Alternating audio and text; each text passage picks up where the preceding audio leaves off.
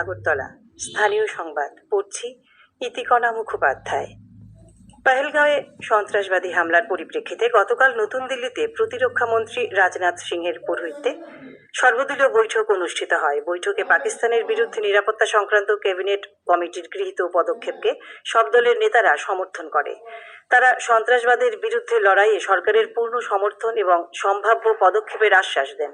বৈঠক শেষে সংসদ বিষয়ক মন্ত্রী কিরেন রিজিজু বলেন, সন্ত্রাসবাদী হামলায় সব দলই তাদের উদ্বেগ প্রকাশ করেছে এবং যে কোনো পদক্ষেপ নিতে সরকারকে পূর্ণ সমর্থন দিয়েছে।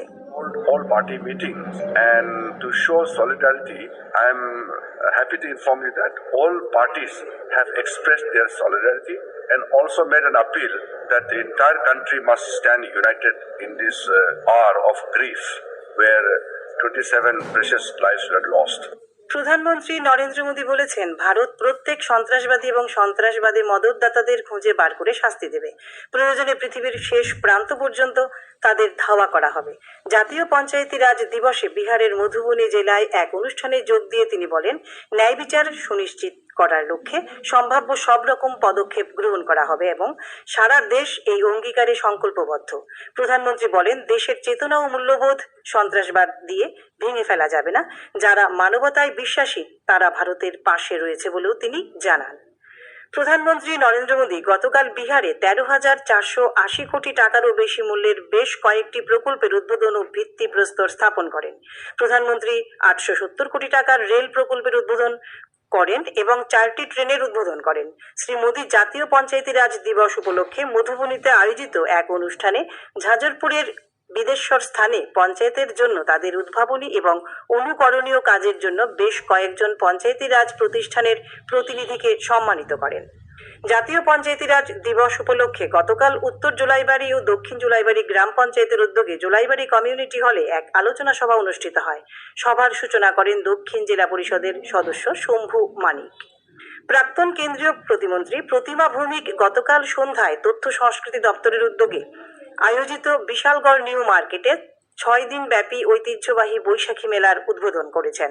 অনুষ্ঠানের শুরুতেই পেহেলগাঁওয়ে সন্ত্রাসবাদীদের হামলায় নিহতদের প্রতি শ্রদ্ধা জানিয়ে 1 মিনিট নীরবতা পালন করা হয়। দক্ষিণ জেলার জেলাশাসক মোহাম্মদ সাজ্জাদ পি গতকাল বিলোনিয়া সার্কিট হাউসে জেলার সাংবাদিকের সঙ্গে মত বিনিময় সভা করেন। সভায় সাংবাদিকরা বিলোনিয়া মহকুমার বিভিন্ন সমস্যাগুলি তুলে ধরার পর জেলাশাসক সমস্যা নিরসনে প্রশাসনিক উদ্যোগ নেবেন বলে সাংবাদিকদের আশ্বস্ত করেন। প্রধানমন্ত্রী আবাস যোজনা গ্রামীণ প্রকল্পে গত অর্থ বছরে খোয়াই জেলার বিভিন্ন ব্লক এলাকায় বসবাসকারী 11,135টি সুবিধাভোগী পরিবারকে পাকা ঘর নির্মাণ করে দেওয়া হয়েছে। এই যোজনায় প্রতিটি পাকা ঘর নির্মাণে 1,30,000 টাকা করে বরাদ্দ রয়েছে। সরকারি দপ্তরগুলিতে সব শূন্যপদ পূরণ, নেশা কারবারিদের বিরুদ্ধে কড়া ব্যবস্থা গ্রহণ সহ মোট 9 দফা দাবিতে সরব হল ডিওয়াইএফআই। তাদের পক্ষ থেকে গতকাল দক্ষিণ জেলার সিনিয়র ডেপুটি ম্যাজিস্ট্রেট যোগেশ রিয়াংয়ের কাছে ডেপুটেশন প্রদান করা হয়। প্রদেশ কংগ্রেস সভাপতি আশিস সাহা গতকাল কৈলাসহর এবং বিলোনিয়া মহকুমার সীমান্তবর্তী এলাকায় বাঁধ নির্মাণজনিত সমস্যার সমাধানের জন্য মুখ্য সচিব জে.কে. সিনহার কাছে লেখা এক চিঠিতে অনুরোধ জানিয়েছেন। প্রদেশ কংগ্রেসের পক্ষ থেকে এই খবর জানানো হয়েছে। কৈলাসহর সার্কিট হাউসে গতকাল ঊনকোটি জেলা প্রশাসনের উদ্যোগে এক মেগা রক্তদান শিবির অনুষ্ঠিত হয়। শিবির উদ্বোধন করেন ঊনকোটি জেলা পরিষদের সভাধিপতি অমলেন্দু দাস। শিবিরে মোট 45 জন স্বেচ্ছায় রক্তদান করেন। আজ আকাশ সাধারণত পরিষ্কার থাকবে, কিছু কিছু স্থানে বজ্রবিদ্যুৎ সহ বৃষ্টিপাতের সম্ভাবনা রয়েছে। আজ ভোরে সর্বনিম্ন তাপমাত্রা ছিল 27.8 ডিগ্রি সেলসিয়াস। এখনকার মতো স্থানীয় সংবাদ এখানেই শেষ হলো। পরবর্তী বাংলা স্থানীয় সংবাদ প্রচারিত হবে আজ সন্ধ্যে 7:55 মিনিটে।